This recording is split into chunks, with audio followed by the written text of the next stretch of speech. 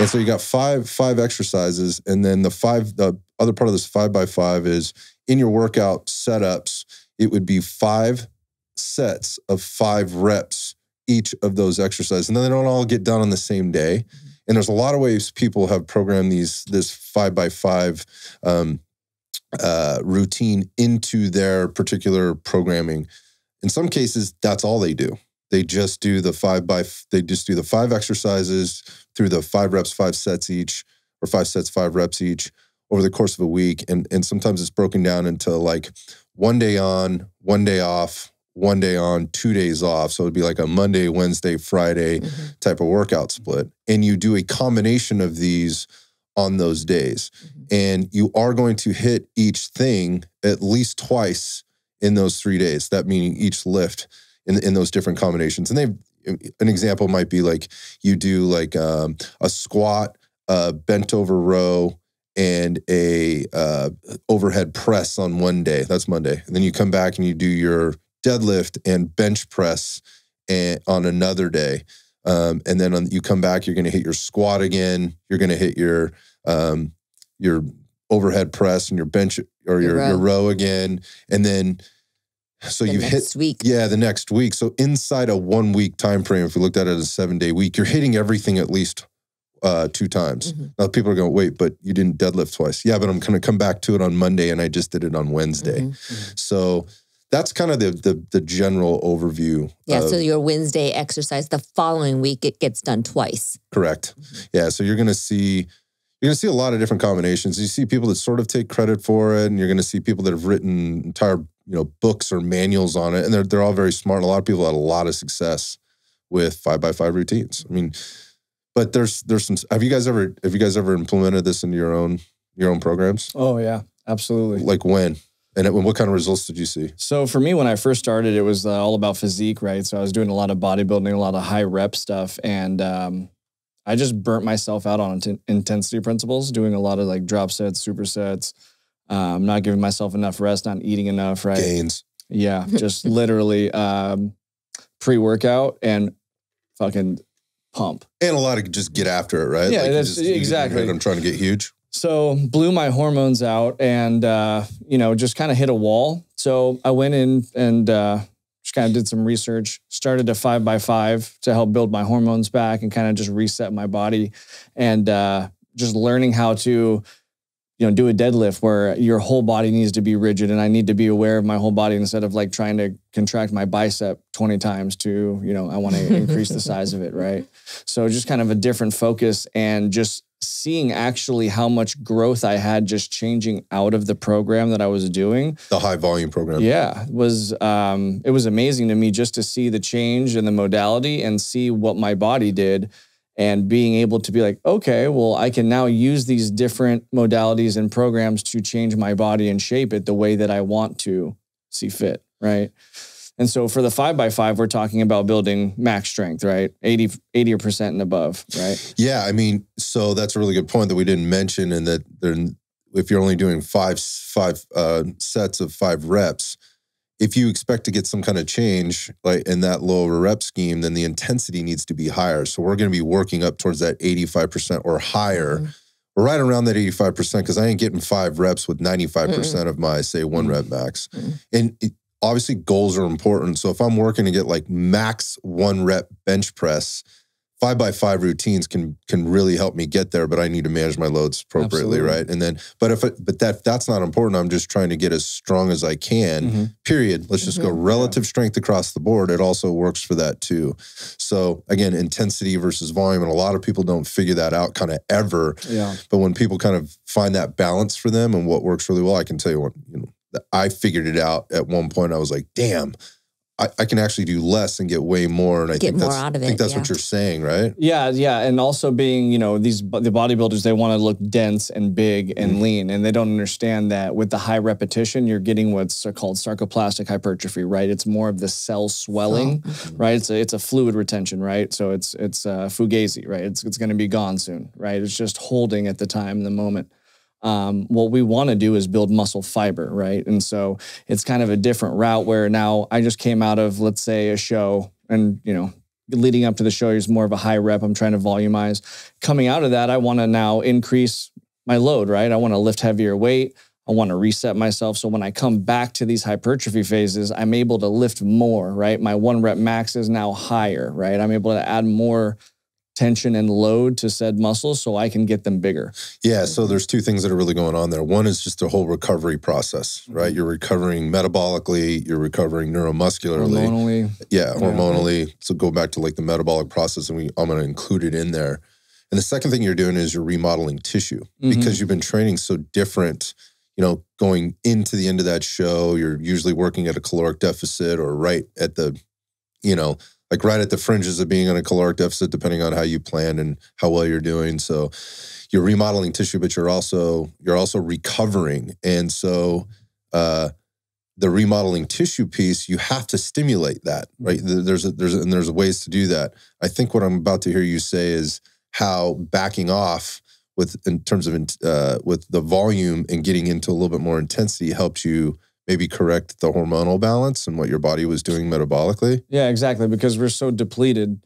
And, you know, now coming back off of that, we start eating again. We're super anabolic, right? Because we've been in this catabolic state. Yeah. And look at a bodybuilder like 1 week after the show. They're like, oh, I should have been on stage today. It's like, yeah, you fucked. They feel and look great. Yeah. Yeah. It's always the week after everyone looked great, right? They're always doing the pictures. Not that they didn't look good on stage, but they look huge. I mean, just that fullness and not overspilling it. They're not all just like gone and not stressed out, right? Yeah. Chilling. But yeah, being able to now, like reset the body hormonally, backing off of, just the higher load and the higher volume and getting more back into training the central nervous system and the motor unit, right? Yeah, I think sort of part of this is, and I don't want to get too far off track with just the bodybuilding piece, because we're talking about strength training and the benefits there, and that bodybuilders start to put a lot of fat back into their diet, right? And that's very helpful on that hormonal recovery. Yeah. Again, don't want to get down into a rabbit hole of why bringing that intensity back up and dropping the volume down can be very helpful. But so what kind of results were you seeing, man? Like, and how long did it take to see the results? So for me, I was on a 3-month program, and it was a split between kind of a 5x5. And it was 3 days on, 1 day off. And the next 3 days were a hypertrophy blend. So it was a muscle building program. From the strength gains that I was just getting much stronger in everything, in my compound lifts. I felt better. My joints kind of eased up off of the high volume, but also there's, the caveat, if you start lifting too heavy and you don't have control, you can have the same issue, can be a con. Exactly. 5x5, yeah. So, kind of checking ego at the door. Of course, I didn't when I was starting to lift again. I was trying trying to lift as much as I could, first time going through the 5x5s and, 225 on bench, struggling, legs coming off the ground, needing help at 24-hour fitness. And I'm like, fuck yeah, I'm in my tank top, right. Fucking like... Yeah. But just kind of being able to reset the system hormonally, and then also from a standpoint of increasing the 1 rep max and getting stronger, right? That's the whole point. Yeah. So my personal experience with this similar. I found it early in my my lifting when I say early, in my late teens, early 20s, when I was lifting a lot of heavy weight. And part of that was me walking into more of a powerlifting gym in my early 20s. This was squat, bench press, and deadlift. And they were doing some pretty crazy stuff in there. I'd not seen that kind of strength before. And I was studying them. And this is the time I was actually starting to coach. So I was learning a lot of things about physiology, anatomy, nutrition, drugs. There was a lot of things that were there I was trying to absorb. And I watched the bigger guys, or the bigger and the stronger guys, really working through similar programming. But it was kind of a blend, like what you just said. So I think it's important. What I learned right up front was it wasn't just, we're just using these 5 exercises. We're only using this, this barbell, and we're only going to be training 3 days a week. They moved things around a little bit where 3 of those days they were doing a 5x5, and then the other 2 days, maybe even as many as 3, were doing other things, maybe a little higher volume. Yep. And they were certainly, and this is another con about the training that these guys were, making sure that they were covered on the back end, is that they were doing some isolation movements with some of those maybe troubled areas or things to correct things. And I didn't quite understand it at the time, but I was watching them do like a lot of additional shoulder work, a lot of additional extension work. And there was a couple of guys that were really working their flexibility, which was odd to me, like through really deep, and I always hated these, but like one of the things that struck me was they would load up the barbell and do these walking lunges with the barbell, and they would get, it's like this deep, almost like track stretch type of movement with lighter loads. And some of the loads, I mean, lighter than what they were squatting, but they were heavy to me, and I was looking at it, but they were training this blended kind of program, and they would transition obviously as they would get closer to competition, because they were all competitive power lifters. That would go away. They would start leaving that behind, and they would start getting into basically their main lifts. And so the variety of exercises would start to decline, right? They would go right into more, they were spending more time in their squat, bench, and deadlift. Those other things were starting to leave. The intensity was going way up. It actually went from less of a 5x5 to more of like a 3x5. And then after that, it would start to come down to like a 5x3, or sorry, 5x1, or ones and twos. They were building into their heavy lifts as they were trying to peak. So there's different ways of comboing this. And so I realized kind of right up front, there is no one way to do 5x5 routines. But again, people are asking about them. So I'm like, well, what's your history with this? Like, what is your experience? What have you seen? What have you done? What's your understanding of how this works? And do you have your basic fundamental, do you understand how to do those basic fundamental 5 exercises the way you need to? And do you have the capacity, right, in order to handle the loads necessary to really get the benefit out of, again, the lower volume, higher intensity, lower frequency, and again, lower variety of movements in there.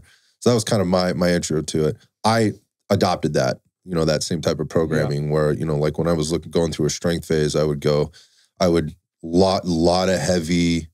I blew my back up pretty early because I was trying to do too much with the bent over rowing and things like that. And then you get into the machines, and that's where I discovered how much benefit I could get from a machine for back strength and things like that. It's another conversation for another day. But I had a lot of really good results with that. I put on a lot of muscle. I got very, very strong, and it was sustainable for me for quite some time until it wasn't. And we can talk about that later. Yeah, the muscle stays longer too. Is this the strength and the way that you look when you lift like that? It stays longer. The guys that are doing a lot of the pump work, once you stop doing it and you stop swelling that cell, right? You lose the look, basically. Right, you lose the pump. Whereas muscle fiber the density is still there. It's hard to break down. It takes a while, right? Yeah. It's called old man strength. So I can tell you when I've used the 5x5, completely different environment and setting than the two of you. It was more around when I was doing marathon training and endurance sport training, because this is interesting. Yeah, because the 5x5, I would go through a hypertrophy phase and stuff like that. But then for my strength phase, when I had more mileage under my legs, or I was having to be on the road more, whether it was biking and running or swimming or whatever, the 5x5, I was able to push more of a load. The rest times were longer, but, I had my main compound lifts, and that's right there, I think, what really kept me whole during all the endurance training, because I had that strong foundation. I wasn't killing myself as far as doing multiple repetitions, as far as 12s and 15s. I was getting in there, getting after it, and then I was still able to recover because I was still pounding, whether it was running or riding or something like that, with those other modalities. So it was, I think, more about strength preservation for me at that time. And then at one point, yes, it did go from 5x5 to 3x5s, especially as the mileage and the distance started to get longer. So, and I had really good results with that, and I got really strong. I stayed really strong. And I don't know if y'all remember, but when we talked about, marathon running in one of our previous podcasts or earlier podcasts, and I was like, oh my God, my bones hurt. Yep. Like the very first time I did a marathon. I remember that. Yeah. It was like, why would anybody want to do this? But I did zero strength training then.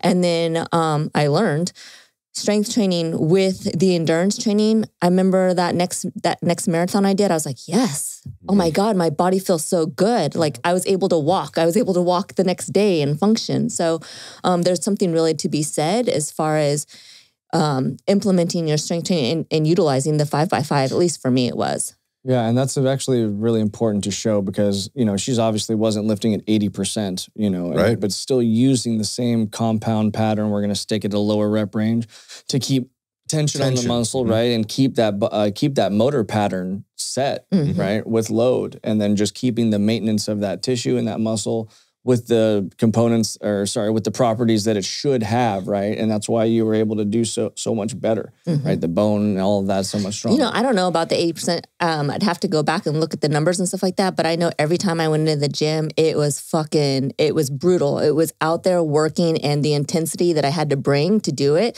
it was there. It definitely wasn't like, oh, okay, I have like 5 more reps in me. No, right. like it was in there doing business. That's a really good point. So a couple takeaways that I got from that is, one is if you're marathon training or you're triathlon training or whatever, some type of an endurance type of event that you're trained for, the hobby that you have, whatever it is, you probably don't have a lot of extra time. I mean, endurance training takes time. We had Steven on, we were talking about the ultra running that he does, and he's doing his in-between recovery runs are half marathons, from a lot of his training. So there's just not a lot of time to do it. And also, obviously, if there's not a lot of time, then the frequency of how, of you being able to do it, that is how many days you could be doing that in, tends to be a challenge. So, the 5x5 training, even if you just went from the traditional, perspective and you did 3 days a week, it doesn't take a long time. So you're literally doing 25 repetitions. That's it.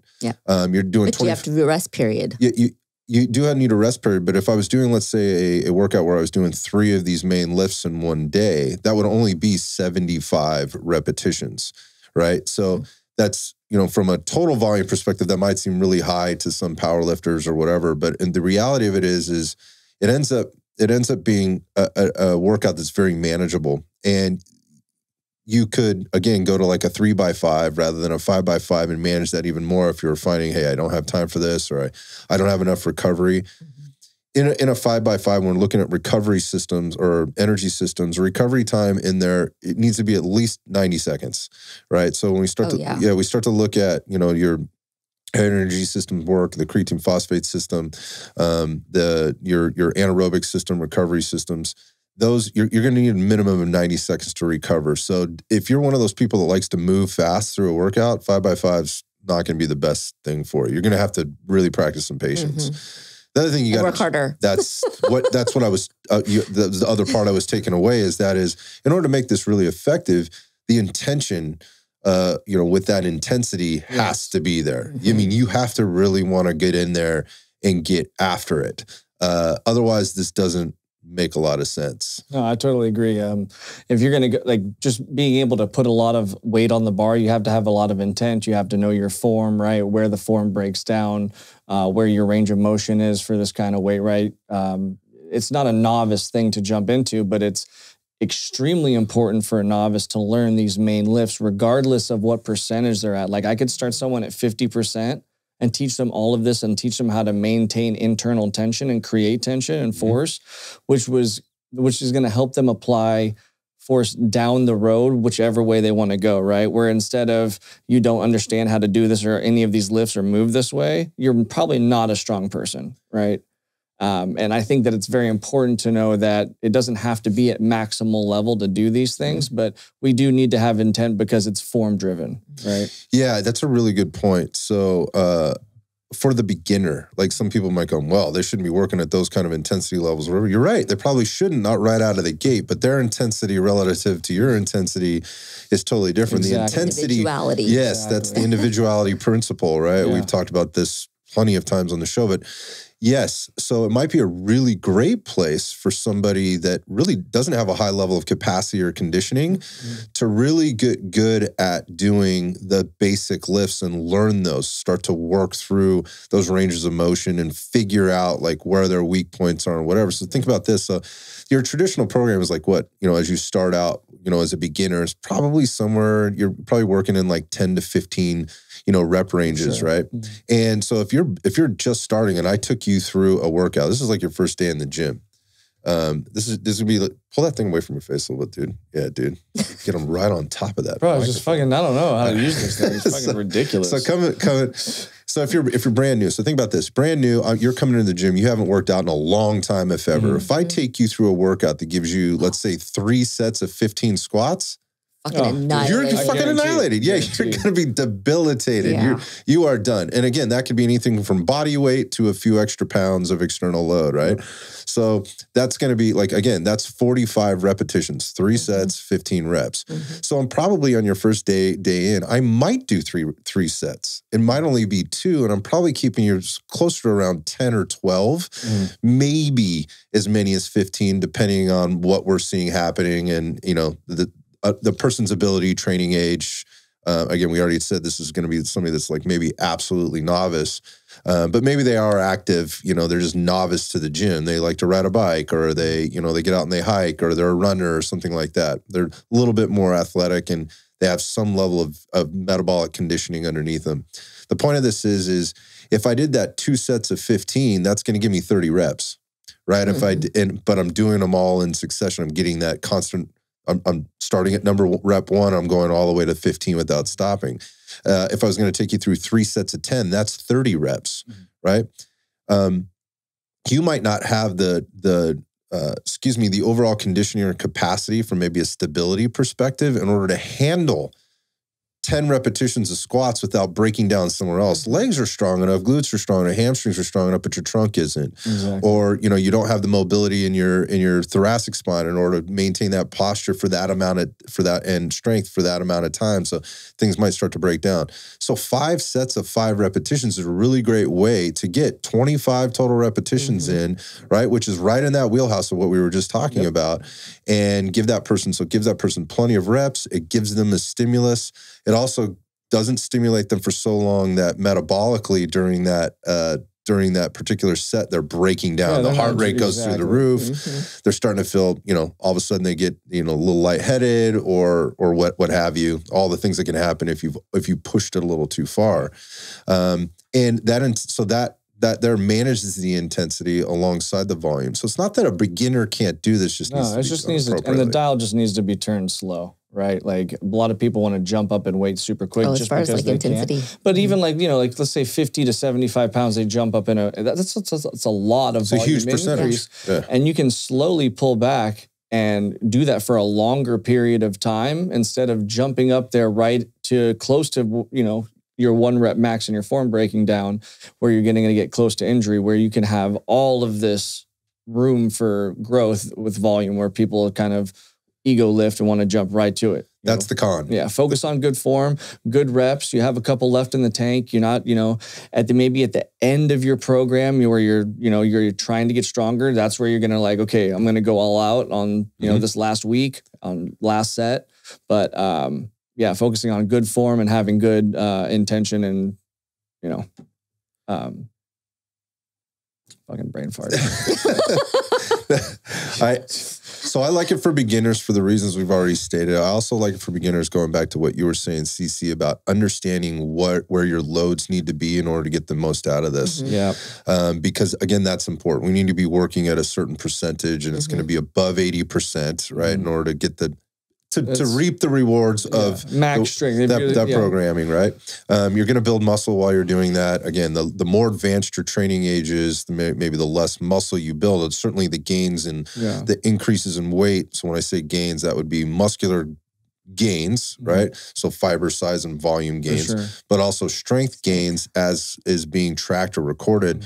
they're going to be at the trajectory will be the same, right? It should be going up. If it's not going up, we need to readjust your program. Yes. But the velocity is going to change, right? So it's not going to happen quite as quickly.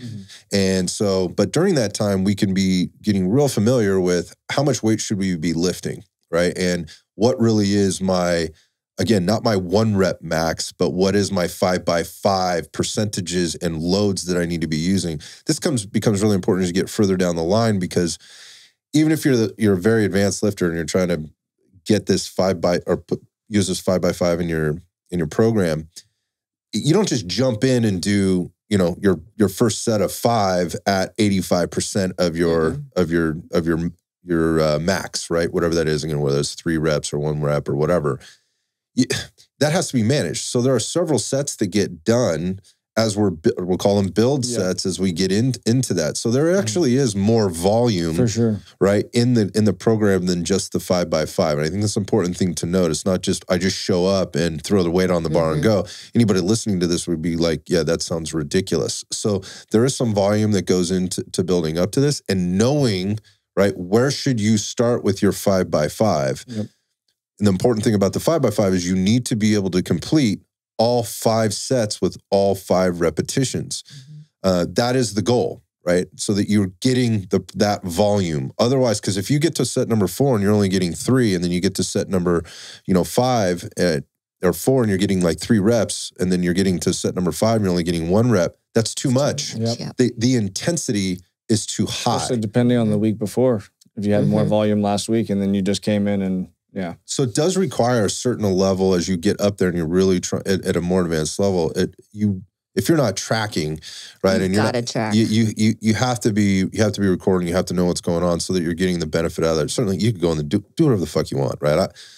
I don't care. Do whatever you want if you want to go in there and wing it. But you're going to get way more out of this. The only way to get I think the max benefit out of the programming is to make sure you're tracking. So knowing what that build set needs to look like, knowing where you need to start at set number 1, where that leaves you at set number 5, because as you get into set number 5, now you know how much more weight I should be putting on at set number 1 to manage myself through set number 5. Now that doesn't mean you can't, deload, right, in your last sets. If you had to do that, then do that. You need to get the reps. So that's perfectly fine. I'd rather have you deload and get the volume than keep that. You mean reducing your load, right? Reducing your load, yes. Yeah, because I was going to say, as you become more intermediate or advanced with the 5x5, you're going to have to probably take a deload week or a deload period more often than not. Yeah, as you get more advanced. It's not something you do all the time. It's something that you implement specifically. And yes, it would be, a deload, same with the deload, like when do I earn or when do I get a deload after a time period, let's say 6 weeks, 4 to 6 weeks of this type of training at a high intensity, lower volume probably warrants a deload. You might need one in there, but I'm talking about taking weight off the bar, because this is what we're talking about, barbell lifts right now, in sets 4 and 5 in order to complete. So I can give kind of a good example on both sets, on both sides. So for me, when I'm coming in and I'm going to do my 5x5, right, and we're talking about build sets, and let's say I'm deadlifting, right, I'll put 155 on the bar, do a couple 8 to 10, maybe just 5. I'm just trying to put tension on the bar, get my body set up, get everything firing, right? And I don't even count the build sets. I kind of go off feel where I'm at, and I get to where I start to get to a good 5, and I have a couple in the tank, and then that's where I start, boom, counting my set. All those build sets don't matter. Yeah, there was volume in there, but now those 4 to 5 sets that I have programmed for 5 are at the weight that we're working with, our working weight, which is very important, because over time, as you get more advanced, it's going to take longer for you to warm up and for you to get through your workout, right? For a newer person, I don't have to take them through as many build sets because, one, they don't have the capacity to go that high, right? So we do a couple maybe of warm-up movements, light body weight with the bar, and then now we're kind of like in that 5 to 6, maybe up to 8 rep range with them, and just working on form, and it's not as many. They're able to get into their working sets because they don't have the capacity to go, any further. They're not as tight in the skill as somebody who has that higher training age. Yep. Example. It's a really good example. And the training age piece, like, So in terms of results you should expect, we already talked about this is a strength building type of routine. And you should expect to gain strength. And if you're not, we need to take a look at a lot of things, right? And, you know, how much weight you're using, you know, in terms of the progressive overload, you know, perspective. Are we loading properly? Are we recovering properly? Are we taking in the right amount of nutrition? Because if you're not gaining strength in a routine like this, then something's off. Like you should 100% expect that. The other part you should expect, particularly for the novice to intermediate lifters, you're going to see some muscle size increase. So you're going to increase muscle, right? And there's you mentioned kind of the density to volumization type of thing in terms of increasing size of the fiber versus just chasing the pump and driving fluid into the muscle cell. I think it's important for people getting into this to understand, like, especially if you're an intermediate lifter and you're like, I'm going to give this a shot, that your increases, you're going to have to be patient with your increases because they're not going to come super fast. They're going to come over time versus somebody that's new to this, going back to like that novice that comes on the floor. We start with a 5x5 and now we need to move into, you know, more like, you know, 3 sets of 10 to 12 for the hypertrophy and strength building for a period of time until maybe we need to transition back to maybe again, higher intensity, lower volume type training like a 5x5. So your percentages in terms of your increases are going to be a little slower to come if you're an intermediate to advanced. You need to understand that. Because if you're expecting like every week you're going to see these massive increases, that's not probably realistic. And that's where the ego thing let's say you PR'd in the 315 on deadlift on the last cycle and you come through, right? You might PR at 320 on the next, on that less final week 4, right? Still a PR. Yeah. You're still going up, but man, it's going to be small, incremental, 2.5 kilos, 5 kilos, man. That's that's a good point too, is you're looking at one of like the major lifts, like when we're looking at like a deadlift or a squat versus like a bench press or a row or an overhead press, right? Your percentage of the load to percentage of increase is going to vary greatly. Like, you know, like if you said like 315, like if I went up 5%, that's a significant increase.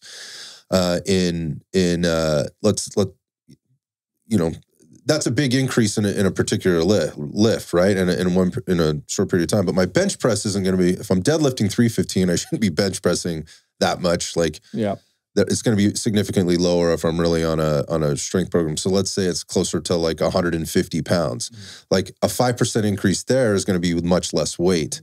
So keep that in mind when you're looking at percentages to loads or weights.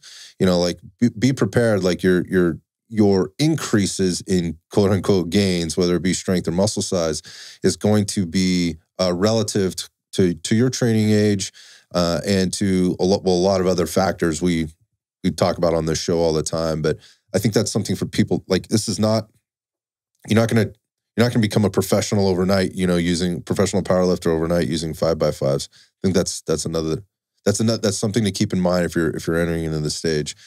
The other thing, we mentioned it, like in terms of a con, is the lack of variety in movement patterns. If there's one thing I don't like about the 5x5s, it's that. But at the same time, if my goal is strength, I don't give a fuck, right? I just want to be stronger. But if you're only doing these 5 movement patterns, it's very limited. And you're probably going to end up with a muscle imbalance over time. Well, but the thing is, it's a period of time that you're doing a 5x5. So it's not like you're doing this forever. Correct. You know, so. Well, it's great that you say that because some people are, right? You go to the seriously, go to the powerlifting gyms and they're lifting a lot of weight. They do deloads, but they don't do anything else. And then finally, when they do, it's like, oh, you know, need to build your hamstring. So they start, you know, doing assisted hamstring stuff just so they can get their deadlift. But that's all they're doing. They're not phasing into anything. That's all they care about: weight on the bar and consistently lifting heavy. Yeah, I think that's a dangerous kind of way of thinking. Like, but that's their sport, right? But at the same time, do the means justify the end? Right? Depending on what you're doing. So, like, if that's my sport and I get you know, I win or lose based on this, then for sure. Do you. But it is one thing that, you know, to be cautious of, that it is fairly limited there. And to your point, Jeff, because it's repetitive, right? And because we're literally using a barbell every single time in this particular context that we're talking about, that the chances of something kind of showing up, that shoulder not really feeling sure. right, or that low back not really feeling right, or because we don't have that variety and we're not training in multiple movement patterns. Yeah, you can expect some shit's going to probably pop up. Absolutely. That's for sure. That is a danger of higher intensity, lower volume training, as well as, as you're trying to get these increases, these small percentages of increase on a weekly, bi-weekly, monthly basis or whatever else, there's a high degree of tension and stress that happens to the joints and the connective tissue. Yep. You're trying to stress the muscle. Well, all that stuff is connected to tendons and the skeleton. And then all the skeleton has to support that with things like ligaments and soft tissue that, cushions and helps things glide and slide and all that. All that kind of stuff. And which is why we lift heavy, right? To strengthen all that stuff. But right? there can be a point of diminishing returns. And the barbell, I love the barbell, don't get me wrong, but the barbell is very forgiving if you compare it to other pieces of equipment out there. So if you're going to do it and you're going to do it for a long period of time, there's consequence. Yeah, case in point. Yeah, that's the case in point right there. I think you were talking about going to the powerlifting gym and seeing people, like how long it takes them to only get through 5 sets of 5 reps. Yeah, it's a long time. It's a long time because as that intensity goes up, we mentioned like your recovery period needing to be or should be a minimum of 90 seconds. It can be as much as 3 to 5 minutes. That's usually the protocol. Yep. Like you read anywhere 3 to 5 minutes, and it's like that's a long. You're going to spend a long time in the gym. Right. We're trying to achieve maximal recovery, not only between sets, but between workouts. So that rest time becomes important. That's why you see a lot of people sitting around on benches and, taking off wraps, putting wraps on. They're trying to protect their joints and get a little bit of an extra edge and get their recovery done and, post to the Instagram and do all other stuff. It's kind of a different feel. So for people that are, like, I see these guys and they take up a squat rack for 2 hours at 24-hour fitness. That's what's ridiculous. That's where you're going to be. So that's something to think about. This is not something to get into if you're one of those people that likes to move through your workout, likes variety, right, and is looking to maybe be more athletic, in the type of training that you're doing. Not that athletes can't do 5x5s. We've just mentioned a couple of different ways they might do that, but this would be something that you put in for a shorter period of time, maybe. And again, you got to get inside your own head. Like, hey, this isn't going to be moving very fast. Yeah. What else do you guys? Any other cons with? We've talked about a lot of benefit here in terms of strength and muscle building, and how to do it. Any other cons that you guys can think of? I was just thinking about just bilateral movement, just moving so. Like isolateral, often. So, being able to add some unilateral movement in to help supplement with that, like, still staying heavy, but like, lunges and things like that with the legs. And, but yeah, big. So here's, I can't believe you didn't jump in. I'm so disappointed in you, CeCe. Sorry. So the one thing of all those 5 exercises that isn't included is a vertical pull.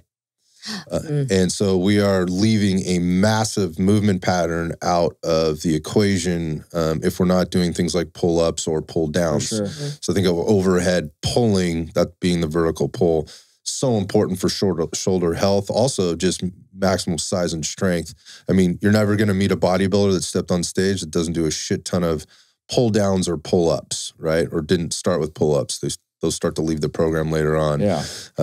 As the strength goes up and they have to continue to try to strap weight on their waist or whatever to add load for that progressive overload feature. But we don't get any vertical pulling in this program. Is that because of the traditional, programming of the 5x5? So in every 5x5 I've ever done, there's weighted pull-ups in them. So in the traditional sense, no, because it was mostly centered around powerlifting, squat, powerlifting, and weightlifting. Powerlifting being squat, bench, and deadlift. Weightlifting being the clean and jerk and snatch, right? So that's likely why. That's my best guess on that. But yeah, there's no vertical pull. This could be added, right? This could definitely be added. It's one more variable, which would then it would change up your programming. Again, if you're trying to do the 1 day on, 1 day off, type of thing where you're trying to mix it up, it would mean adding more volume if you wanted to add that in or by the way, obviously if we're pulling the horizontal pull or that bent over row out of the thing, then don't expect the same kind of gains in your bent over row. Exactly. So there's things to think about there. I think there's pros and cons, but definitely not having that variety in your program, I see as being problematic down the road. Sure. You're definitely going to want to add that in somewhere. So going back to the like, how do I combo or how do I have some type of a hybrid type of program? You better be putting that stuff in. Mm-hmm. The other thing that's not included there, and we already mentioned the limitations, but is the rotational component. So if of all the different movements that are in those 5 movements, and if we added a 6th, being the vertical pull, if you look at, more traditional type, just muscle building, strength gaining programs, when we look at having a well-rounded program, they're going to include those 6. Again, we just added the vertical pull, and they're going to add some rotation or rotational component to it. And there's just none of that in there. So that goes back to there's no isolateral movement. We're really just loading the same movement patterns over and over and over again. Now, you need to do that in order to build strength. It's a strength building program. So there's a give and take. There's pros and cons.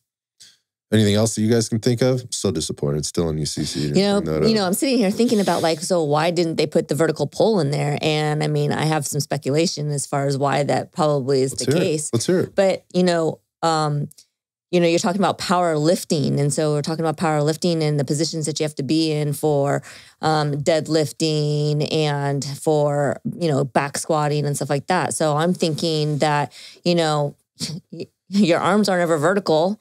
Having to be in that position and to engage, intrinsically with an overhead position, you're just not there. And the other thing is, for bench pressing, then obviously you're going to want to work the antagonist. The reciprocals. So, the reciprocals. So that's more like your rhomboids. And yes, you're going to hit your lats, but I mean, your row is going to hit that right there. So people probably need to be stronger with, scapular stability, shoulder blade stability when it comes to keeping your shoulder blades pulled back and down versus having to, what's the word I'm looking for? Elevate, they need depression. They need internal rotation versus the whole elevation component. I don't know. Yeah, I think the argument's going to be, but we're overhead pressing and we are working the musculature, just not in a pulling motion from a agonist perspective. We're working it from an antagonist perspective. So, it's a good guess. I would add in some pull-ups. I would always want to have some pull-up. Absolutely. I'm the queen of pull-ups. Right. So, I mean...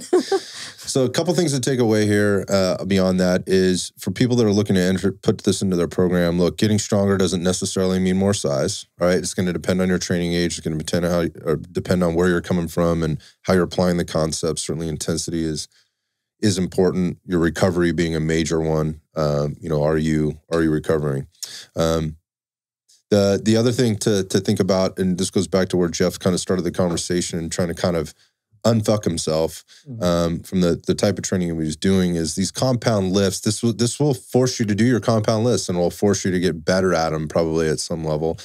And with that, we know about the anabolic effects of doing these bigger, more compound lifts with regard to producing sending muscle building signals, but also sending metabolic signals and signals to switch on hormones that that support growth, right, and longevity. So things like increasing testosterone or at least trying to stimulate that testosterone or help with the balance of those sex hormones, testosterone to estrogen. There's something to be said there, and there is science to support that. So there's that to think about too. If you're in a situation where you've been just overworked and under-recovered, we'll call that recovery debt, for a very, very long time, it may be counterintuitive to think about getting into like a higher intensity strength training program. But remember, this is one with very low volume, which leaves lots of time for recovery. And we run into this a lot with clients, and that is, maybe you need to be working out less. Right, you're not, you're way out of whack, or you're overstressed, and again, not overstressed necessarily emotionally, or externally from what's going on around you, it's the workouts. You're going too hard for too long, and you're not giving your body the proper recovery. So this is a way for that person that likes to work out a lot and at an intense level. If you can get them to maybe just dial it back and do it less days per week, this is a great way for them to walk into the gym, really get after it, and then walk out of there thinking and feeling like they really got something accomplished today. And the upsides to this are that they're going to see strength gains, and they're probably going to see muscular gains. And by virtue of them taking the recovery time in between and decreasing the volume, they're probably going to see an aesthetic change, and they're probably going to start feeling better internally from a metabolic and maybe a hormone level. So this 5x5 stuff could be used in a lot of different applications. We miss anything? I don't think so. Good bang for your buck. Yeah, I appreciate you guys bringing it up, as a potential topic, and thanks to those that have been dropping all those questions to us about how does this kind of work in. So when you're looking at like our programming, there is some level of this in the nuance of what we do, but think about the things that we've talked about today with regard to intensity, volume as the two biggest things, and who's it for, and that everybody can benefit by this probably at some level when applied properly. Mm-hmm.